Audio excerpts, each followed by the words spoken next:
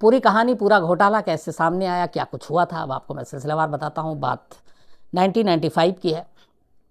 बिहार में चुनाव होना था विधानसभा का। इससे पहले लालू प्रसाद यादव काफ़ी वहाँ पॉपुलर 2 बार मुख्यमंत्री रह चुके थे। ये उनका तीसरा टेन्योर था, तीसरी बार विधानसभा चुनाव में उतरे थे मुख्यमंत्री के पद के लिए। और उनकी पार्टी जब जो उस वक्त थी वो जनता दल पार्टी थी, तो जनता दल के ही बैनर तले वो सत्ता में आए, बिहार में मुख्यमंत्री बने। और पहली बार लोगों ने देखा कि एक आम आदमी जो अपने प्यून भाई के घर पे एक कमरे में कैसे रहता है अपने इतने बीवी और बच्चों के साथ, तो एक आम आदमी भी सत्ता तक पहुंच सकता है, मुख्यमंत्री बन सकता है। ये उस वक्त और ये सारी चीज़ें, और फिर लालू प्रसाद यादव जी का जो स्टाइल था उसने काफ़ी उनको पॉपुलर किया, न सिर्फ देश में बल्कि दुनिया में। तो 1995 में चुनाव था, मार्च 1995 में इलेक्शन हो रहा था, और लालू प्रसाद यादव जनता दल के बैनर तले तीसरी बार मुख्यमंत्री के लिए चुनाव मैदान में उतरे। दूसरी तरफ कांग्रेस, बीजेपी, ये सारी विपक्षी पार्टियां थीं, समता पार्टी भी थी। और उस वक्त तक झारखंड नहीं बना था, झारखंड बिहार का हिस्सा था, तो झारखंड मुक्ति मोर्चा भी उसमें शामिल थी चुनाव में। चुनाव होता है लेकिन एंटी इनकम्बेंसी का कोई बहुत ज़्यादा असर दिखता नहीं है। लालू की पॉपुलैरिटी की वजह से इस चुनाव में जनता दल को काफ़ी बड़ी कामयाबी मिलती है, और 324 बिहार विधानसभा की जो सीटें थीं उनमें से 167 जनता दल जीतती है, यानी कि लालू प्रसाद यादव की पार्टी जीतती है, और लालू यादव तीसरी बार बिहार के मुख्यमंत्री बन जाते हैं। अब लगा कि सब कुछ ठीक है, सब सही चल रहा है। करीब 8 महीने का वक्त बीत जाता है। 8 महीने तक वो बिहार के मुख्यमंत्री और सब कुछ ठीक ठाक चल रहा था। 8 महीने के बाद एक ऐसी चीज़ शुरू होती है जिसका अंजाम लालू प्रसाद की राजनीतिक करियर को एक तरह से लगभग ख़त्म कर देता है। 1995 में ही उस वक्त के बिहार के एक फाइनेंस कमिश्नर हुआ करते थे जिनका नाम था एस विजय राघवन। तो फाइनेंस कमिश्नर बिहार सरकार के मातहत, तो उन्हें कुछ लगा कि सरकारी फंडों में अलग अलग डिपार्टमेंट में कुछ घपला घोटाला चल रहा है काफ़ी टाइम से। तो फाइनेंस कमिश्नर ने एक लेटर लिखा बिहार के हर डीएम को, डिस्ट्रिक्ट मजिस्ट्रेट को, और कहा कि वो जो भी उनके इलाके में जो सरकारी ख़जाने से पैसे निकाले जाते हैं उसकी ज़रा वो जांच करें और देखें, पूरी जानकारी दें किस किस जगह से, कौन कौन से डिपार्टमेंट में, किस मद में कितने पैसे निकाले गए, कितना खर्च हुआ, उसका बिल है कि नहीं, रसीद दी गई कि नहीं। तो ये सारे डीएम को फाइनेंस कमिश्नर बिहार के एक लेटर लिखते हैं, सारे डीएम के पास ये लेटर जाता है। उसी दौरान में जो चाईबासा, एक ये अभी झारखंड में, लेकिन तब झारखंड बना नहीं था, जैसा मैंने आपको बताया कि बिहार का हिस्सा था, तो चाईबासा के एक यंग डीएम, तब नया नया अभी वो आए, उनके अंदर जोश, कुछ करने का हौसला, तो ये मिस्टर अमित खरे चाईबासा में तैनात थे। जब फाइनेंस कमिश्नर का ये ऑर्डर आता है कि सभी अपने अपने सरकारी खजानों की जांच करें और देखें, तो 1985 कैडर के आईएएस अफसर अमित खरे ने भी कहा कि चलो मैं अपने जो भी मेरा एरिया में जो आता है वो सरकारी खजाने की सारी की जांच करते हैं। तो जब वो जांच कर रहे थे तभी उनके यहाँ पशुपालन विभाग में उन्होंने जांच के दौरान जो सारी कागजात और चीज़ें मंगाई, उन्हें कुछ शक हुआ। उन्होंने देखा कि यहाँ से करीब 2 हिस्सों में, एक बार 10 करोड़ और एक बार 9 करोड़ हाल के वक्त में ही बिल दिए गए और यहाँ से खजाने से पैसे निकाले गए, लेकिन उस पैसे को निकालने का डिटेल नहीं दिया गया। मतलब ये पशुपालन विभाग बिहार सरकार को जो था वो एक्चुअली जो जानवर हैं, ख़ासतौर पर गाय, भैंस, सांड, इन सब की उत्पत्ति के लिए, इनकी बेहतर देखभाल के लिए, रखरखाव के लिए, इनके खाने पीने के लिए चारा, इनके दवा दारू के लिए, इनको एक जगह से दूसरे जगह ले जाने के लिए ये पशुपालन विभाग बनाया गया। बिहार, यूपी और इन तमाम जगहों पे चूँकि कृषि एक महत्वपूर्ण क्षेत्र है, यहाँ पे खेती बाड़ी, तो इसलिए इसके लिए बाकायदा पशुपालन विभाग है। हालांकि एक अजीब बात यह थी कि पशुपालन विभाग के लिए कितना बजट होगा ये कभी तय ही नहीं हुआ था, बस लोग निकालते थे और वो खर्च करते थे। तो पहले ये समझने की ज़रूरत है कि पशुपालन विभाग से ये चारा घोटाला जुड़ा हुआ है, तो पशुपालन विभाग में क्यों पैसे। तो जो भी इस तरह के गाय, भैंस और ये इस तरह के जानवर हैं, इनके खाने पीने का इंतज़ाम करने के लिए, ये अगर बीमार हैं इनके दवा के लिए, इनको कहीं एक जगह से दूसरी जगह ले जाना तो ट्रांसपोर्टेशन के लिए, ये सारी चीज़ों के ऊपर सरकार खर्च करती है और अलग अलग इलाके में अलग अलग पशुपालन विभाग के तहत जानवरों को रखा जाता है। तो अमित खरे ने पाया कि चाईबासा के इलाके में पशुपालन विभाग से अलग अलग वक्त पे काफ़ी पैसे निकाले जा रहे हैं, लेकिन जो पैसे निकाले जा रहे हैं उसका हिसाब किताब नहीं दिया जा रहा है। अब सरकार का एक नियम है कि अगर आप 10 लाख रुपए से कम खर्च करते हैं तो वो एक ख़ास अफसर होता है जिसकी सैंक्शन मंजूरी ज़रूरी है, उसके अलावा आप अपने आप खर्च कर लीजिए। लेकिन जहाँ रकम 10 लाख से ऊपर होता है तो फिर उसमें कई जगह से आपको इजाज़त लेनी पड़ती है, कई जगह से अलग अलग फाइलें जाती हैं, दस्तखत होता है, तो बड़े बड़े फिर अफसर उसमें इन्वॉल्व हो जाते हैं। तो 10 करोड़ और 9 करोड़ 2 किस्तों में निकाले गए चाईबासा से, लेकिन वहाँ पे ये था कि उसकी डिटेल नहीं है, उसकी बिल नहीं है। तो उन्हें डाउट हुआ, जवाब मांगा, जवाब मिला नहीं, डिटेल मिला नहीं वहाँ के कर्मचारियों से। तो अमित खरे ने फिर उस दफ्तर पर जाकर रेड करने का फैसला किया। वो दफ्तर पहुँचते हैं, जनवरी 1996 की बात है ये, यहीं से शुरुआत होती है, जनवरी 1996। अमित खरे उस पशुपालन विभाग के दफ्तर पहुँचते हैं जहाँ चाईबासा में जाँच पड़ताल करते हैं। शायद उनके इस दफ्तर पहुंचने और रेड करने की खबर किसी ने उन्हीं के डिपार्टमेंट से लीक कर दी थी। तो उस दफ्तर में जब वो पहुंचते हैं तो देखते हैं कि बहुत सारी फाइलें जलाने की कोशिश की गई, कुछ जल भी गई, बिल इधर से उधर हो गया। फिर भी उन्होंने जो वहाँ से समेटा उसमें देखा कि ज़्यादातर जो बिल बनाए गए हैं वो 10 लाख से कम के। अब 10-10 करोड़ निकाले गए लेकिन बिल 10 लाख से कम। उसकी वजह ये है कि अगर पूछा जाए तो फिर उसमें ये नहीं होगा कि फ़लाने अफसर का इस पर साइन था कि नहीं, उससे मंजूरी ली गई कि नहीं, क्योंकि उसके लिए पूरी फाइल चलती है सरकारी महकमे में। तो 10 लाख से कम का बिल है तो फिर इसका मतलब है कि एक किसी को अथॉरिटी है, पावर है, वो साइन कर सकता है, और जो खुद इस करप्शन में शामिल है तो वो कह देगा हाँ मैंने साइन किया है 10 लाख के बिल पे। तो ज़्यादातर 10 लाख से कम के बिल थे। यहीं पे उनको डाउट हुआ अमित खरे को कि इसमें कुछ गड़बड़ है, और फिर बहुत सारे फाइल जला दिए गए थे। फिर उसके बाद उन्होंने जो 10 लाख से कम के बिल भी मिले कि चलो हो सकता है जेन्युइन हो, तो उन्होंने उस बिल को खंगालना शुरू किया। तो वो बिल इस तरीके का था कि जैसे आपने जानवरों के लिए चारा ख़रीदा, उनके लिए दवाएं ख़रीदी, उनको आपने इधर से उधर ट्रांसपोर्टेशन में भेजा। तो जब इन चीज़ों की जांच की कि आखिर वो कौन है सप्लायर जिसको पैसे दिए गए चारे के लिए, कौन है वो सप्लायर जिसको दवा के लिए पैसे दिए गए, जहाँ से दवाई मंगाई गई, वो कौन सा ट्रांसपोर्ट डिपार्टमेंट है जिससे गाड़ियाँ ली गई किराए पर जानवरों को यहाँ से वहाँ पहुँचाने के लिए। तो वो जो बिल में एड्रेस थे, उन जब एड्रेस की उन्होंने छानबीन की तो वो सारे पते फर्जी निकले। हैरत तो ये थी कि जानवरों को ट्रक से ले जाने का बिल था कि उसके ऊपर इतने इतने लाख रुपए खर्च हुए इतने टाइम समय में। तो वो जो नंबर लिखा हुआ था, पता चला कि वो स्कूटर के हैं, स्कूटी के हैं, बाइक के हैं, टेम्पो के हैं, ट्रैक्टर के हैं, एम्बुलेंस के हैं। मतलब बिल है ट्रक का लेकिन गाड़ियों के नंबर कुछ और हैं। तो वो सारे फर्जी निकले। उन्हें डाउट हुआ, और फिर जब वो पता चला, उन्होंने पूरी डिटेल की, तो सिर्फ चाईबासा के उस पशुपालन विभाग से उनका एक ख़ास टाइम मुद्दत के अंदर 37 करोड़ के घोटाले की जानकारी लगी, जिसके बिल फर्जी पाए गए। जो जिस कंपनी का बिल है वो कंपनी एग्जिस्ट नहीं करती, जिस गाड़ियों से भेजा गया वो गाड़ी के नंबर ही नहीं है, जिन दवाओं की बात की गई कि दवा खरीदी गई वो कोई ऐसा मेडिकल स्टोर या वो कुछ था ही नहीं।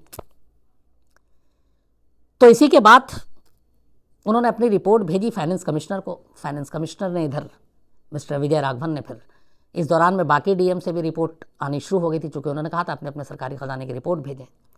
फिर तो एक तरह से बाढ़ लग गई। चाईबासा से रिपोर्ट आने के बाद रांची से, वहीं झारखंड आपके गुमला, ये भी झारखंड में, पटना, डोरंडा, लोहरदगा और पता नहीं कितने ऐसे डिस्ट्रिक्ट ज़िले जहाँ से डीएम की रिपोर्ट आने लगी कि वो जब गए जहाँ गए तो सारे बिल जो है वो फर्जी निकल रहे हैं। जिनको भुगतान करने की बात कही गई है उस नाम की कोई कंपनी नहीं है, उस नाम का कोई शख्स नहीं है, उस पते पे कोई पता नहीं है जो पता लिखा हुआ था। तो जब ये सारी चीज़ें हुई तो फिर फाइनेंस कमिश्नर के कहने पर और इन सारे डीएम के रिपोर्ट पर 420 फर्जीवाड़ा धोखाधड़ी के तहत पुलिस को कहा गया कि आप मामला दर्ज करें। इसके बाद बिहार पुलिस मुकदमा दर्ज करती है पहली बार। मुकदमा दर्ज करते ही करीब 100 से ज़्यादा पशुपालन विभाग के अफसर, कर्मचारी, सप्लायर या ठेकेदार, इन सबको हिरासत में लिया जाता है। और ये पहली बार हुआ था जब इतने बड़े पैमाने पे इन लोगों को गिरफ्तार करके और अब इनसे पूछताछ शुरू की जाती है। अब ये जब सारी चीज़ें आती हैं तो जाहिर सी बात है सीधे सीधे बिहार सरकार पर उंगली उठती है। फिर इसके बाद जो चीज़ें आती है वो ये हैं कि लालू प्रसाद यादव जब मुख्यमंत्री थे तो काफ़ी वक्त तक के लिए वो फाइनेंस मिनिस्टर, वित्त मंत्री भी रहे, और उनके वित्त मंत्री रहते हुए भी इस पशुपालन विभाग में बिना बजट पास कराए हुए पैसे गए और लालू प्रसाद यादव ने कुछ नहीं कहा, इस पर कोई उंगली नहीं उठाई। पता चला कि जितने भी 1991 में जब लालू प्रसाद यादव थे तब से ही उनको ये जानकारी में थी कि पशुपालन विभाग में कुछ गड़बड़ है, लेकिन उन्होंने इस बारे में कभी कोई कार्रवाई करने की कोशिश ही नहीं की। बाद में जब ये सारी चीज़ें उठी तो उन्होंने कहा कि ठीक है हम इसकी जांच कराएंगे, और लालू प्रसाद यादव ने एक 3 सदस्यों की कमेटी बनाई इस गिरफ्तारी और सारी चीज़ों पे। लेकिन कमाल देखे कि उन्होंने कहा बिहार सरकार जो भी इसमें दोषी है पकड़ा जाएगा, उसको बख्शेंगे नहीं। लालू प्रसाद यादव मुख्यमंत्री, उन्होंने 3 सदस्यों की कमेटी बनाई बाद में जो ये 3 सदस्यों की कमेटी थी, ये मामला जब सीबीआई को हो गया तो उसमें से वो जो 3 सदस्य थे उस कमेटी में, उनमें से 2 खुद चारा घोटाले के आरोपी पाए गए और उनको अरेस्ट किया गया और उनको जेल भेजा गया। तो इस तरीके से आई वॉश करने की कोशिश की गई थी उस वक्त। उस वक्त जब ये सारी रिपोर्ट आई तो चाईबासा से ये चूंकि शुरू हुई, तो जो चाईबासा के पशुपालन विभाग का जो अफसर था मेन, उसके खिलाफ 50 लाख रुपए गैर कानूनी तरीके से निकालने का जिसका बिल नहीं दिया, ये इल्ज़ाम आया और बाकायदा पुलिस में रिपोर्ट लिखाई गई। जैसे ही ये बात लालू प्रसाद के सामने आई, उन्होंने फ़ौरन उसको कहा कि इसको सस्पेंड कर दिया जाए। सस्पेंशन का ऑर्डर भी चला गया, उसे ऑर्डर मिला भी, लेकिन 15 दिन के बाद वही अफसर उससे भी प्रमोट होकर बड़े पोस्ट पर पहुंच जाता है, क्योंकि लालू प्रसाद उसके खिलाफ फिर कोई कार्रवाई नहीं करते। और ये इस पूरे चारा घोटाले में से जो कड़ियाँ थी उनमें से एक अहम कड़ी था ये। तो ये सारी चीज़ें होती रही। इधर पुलिस ने सारे FIR दर्ज किए, अब धीरे धीरे मीडिया में खबर आ गई। उधर 8 महीने पहले ही चुनाव हारे जो सारी विपक्षी पार्टियां थी, कांग्रेस हो, समता पार्टी हो या फिर बीजेपी हो, इनको एक मुद्दा मिल गया बैठे बिठाए। अब इन लोगों ने सरकार पर प्रेशर डालना शुरू किया कि बिहार पुलिस की जाँच या फिर इन कमेटी की जाँच, इनसे हम सहमत नहीं है, मामला बड़ा है, घोटाला बड़ा है, इसलिए इसकी जो जाँच है वो इंडिपेंडेंट होनी चाहिए और CBI को इसकी जाँच दी जानी चाहिए। आखिरकार इसके ऊपर काफ़ी विरोध प्रदर्शन हुआ, लेकिन लालू प्रसाद माने नहीं। तो फिर ये तमाम पार्टियां और बाकी लोग ये पटना हाईकोर्ट पहुंचे और पटना हाईकोर्ट में जाकर इन्होंने कहा कि ये मामला बड़ा है और इसमें सीधे सीधे मुख्यमंत्री का भी नाम आ रहा है, इसलिए इस मामले की जांच CBI को सौंपी जानी चाहिए, बिहार पुलिस नहीं करनी चाहिए। पटना हाईकोर्ट ने ये बात मान ली और 10 मई 1997 को, बल्कि 10 मई नहीं, उससे पहले CBI को ये जाँच करने का आदेश दे दिया और पटना हाईकोर्ट ने कहा कि इस मामले की जांच CBI करेगी। इस फैसले के, पटना हाईकोर्ट के फैसले के खिलाफ लालू प्रसाद यादव सुप्रीम कोर्ट पहुंच गए और उन्होंने कहा कि बिहार पुलिस सक्षम है इस पूरे मामले की जांच करने में, इसलिए CBI को देने का कोई मतलब नहीं है, पटना हाईकोर्ट के फैसले को पलटा जाए। लेकिन सुप्रीम कोर्ट ने भी लालू प्रसाद यादव या बिहार सरकार की इस अपील को नहीं माना और कहा कि इस मामले की निष्पक्षता से अगर जाँच होगी तो वो CBI कर सकती है और ये मामला CBI को सौंप दिया गया। CBI को सौंपने का मतलब था कि ये विपक्षी पार्टियों की एक बड़ी जीत थी, क्योंकि अब CBI पूरी जांच करती है और बिहार पुलिस को जैसे आप जांच में मैनिपुलेट कर सकते थे, यहां अब ये मुमकिन नहीं था। 11 मार्च 1996 को पटना हाईकोर्ट ने अपना फैसला सुनाया था और उसके बाद फिर सुप्रीम कोर्ट ने इस मामले को CBI को सौंपने का आदेश दिया। 27 मार्च 1996 को CBI ने चाईबासा, जहां से पहली बार ये शुरुआत हुई थी घपले की, मिस्टर खरे जो DM थे, वहीं से CBI ने शुरुआत की और चाईबासा के सरकारी खजाने से जो पैसे निकाले गए थे उस मामले में पहला केस दर्ज किया। इसके बाद 10 मई 1997 को CBI ने इस पूरे मामले में जब पूरी अपनी जांच कर ली, 96 के बाद लगभग 1 साल तक जांच की और 97 में पहली बार CBI बिहार के गवर्नर के पास जाती है और कहती है कि उसके पास प्रूफ है, सबूत है कि जितने भी इस चारा घोटाले के मामले में आरोपी पकड़े गए या पूछताछ हुई है, उनके सीधे सीधे रिश्ते जो हैं वो लालू प्रसाद यादव की पार्टी से जुड़ते हैं। इस दौरान क्या हुआ कि जब पटना हाईकोर्ट ने कहा CBI की जांच के आदेश, सुप्रीम कोर्ट ने भी दे दिया कि ये मामला CBI जांच करेगी, तो लालू प्रसाद यादव के लिए अब मुश्किल की घड़ी शुरू हो गई थी। उनके लिए मुख्यमंत्री के कुर्सी पर बैठना भी मुश्किल हो गया था।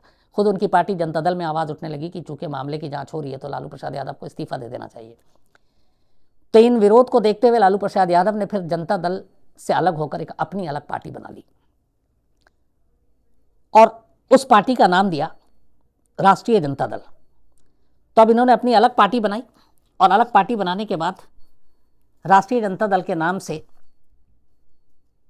एक नई पार्टी बनाई और इसके बाद इनको सपोर्ट किया झारखंड मुक्ति मोर्चा ने, कांग्रेस ने, क्योंकि पार्टी अलग होने के बाद जनता दल के बहुत सारे विधायक दूसरी तरफ चले गए थे। तो इन लोगों के सपोर्ट से फिर लालू प्रसाद यादव ने इस्तीफा दे दिया 25 जुलाई 1997 को मुख्यमंत्री पद से। 25 जुलाई 1997 को, मतलब CBI की जांच हाथ में आए हुए साल भर हुए थे, उन्हें लग गया था कि अब ये मामला टलेगा नहीं।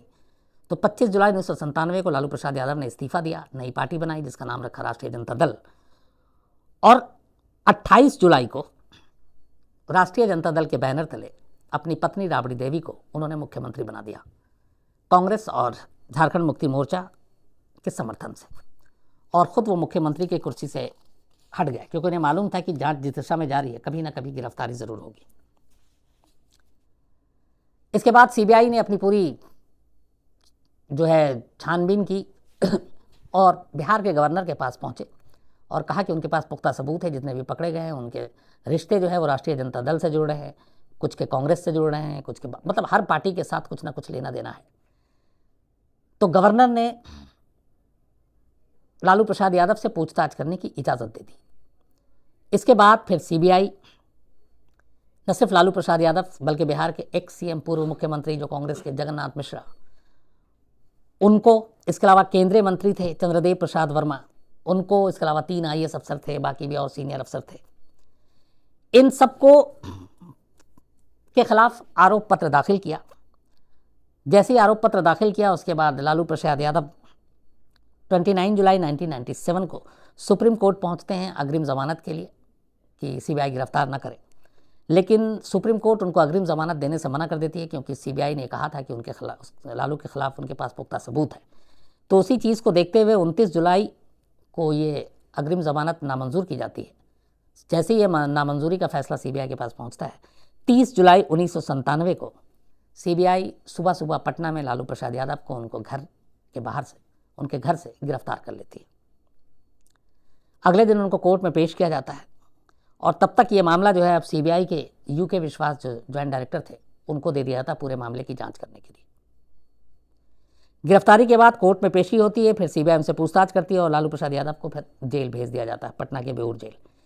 करीब 135 दिन, मतलब लगभग 5 महीने के करीब लालू प्रसाद यादव जेल में रहते हैं। 12 दिसंबर 1997 को उनको फिर जमानत मिलती है, वो रिहा होते हैं। लेकिन जब रिहा होते हैं उसके बाद चारा घोटाले के एक दूसरे मामले में फिर उनको 12 दिसंबर को गिरफ्तार किया जाता है और अगले साल 18 अक्टूबर 1998 को लालू यादव को फिर से गिरफ्तार कर लिया जाता है, बेऊर जेल भेजा जाता है, फिर वो वहाँ रहते हैं। इसके बाद फिर उनके और राबड़ी देवी के खिलाफ आय से अधिक संपत्ति का मामला दर्ज होता है और इसमें भी लालू को गिरफ्तार किया जाता है, लेकिन फिर जमानत पर रिहा हो जाते हैं। 28 नवंबर 2000 को चारा घोटाले के एक और मामले में फिर लालू प्रसाद यादव को गिरफ्तार किया जाता है, लेकिन इस बार वो सबसे कम 1 दिन जेल में रहते हैं और जेल से बाहर आ जाते हैं। ये सारी चीज़ें, सारी कार्रवाई, आरोप पत्र, चार्जशीट सब चल रहा था। इस दौरान में एक नया डेवलपमेंट होता है। अक्टूबर 2001 में बिहार से अलग हटकर झारखंड एक नया राज्य बना दिया जाता है। इसकी अधिसूचना जारी हो जाती और अब झारखंड 2001 में एक नया राज्य भारत का बन चुका था, स्टेट। तो जैसे ही अक्टूबर 2001 में झारखंड बना, इसके बाद सुप्रीम कोर्ट ने, इस बीच में कई आवाज़ आई कि बिहार में चूँकि इधर राबड़ी देवी मुख्यमंत्री थी, उनके पति लालू पे इतना बड़ा इल्ज़ाम, जेल जाना आना, ये भी आया कि बेऊर जेल में वो कैदी की तरह नहीं रहते बल्कि उनको सारी सुविधाएं वहाँ मिल रही हैं। तो इन सारी चीज़ों को देखते हुए फिर सुप्रीम कोर्ट ने फैसला दिया कि चारा घोटाले से जुड़े हुए सारे मामले की सुनवाई बिहार से बाहर निकालकर झारखंड में, रांची में हो। जिसके बाद फरवरी 2002 में रांची की स्पेशल सीबीआई अदालत में मामले की सुनवाई शुरू हुई। लंबी बहस चली, 2006 तक तो बहस और गवाह यही सब पेश होते रहे। उसके बाद 2013 से चारा घोटाले में फैसला आना शुरू हुआ। अलग अलग करीब 48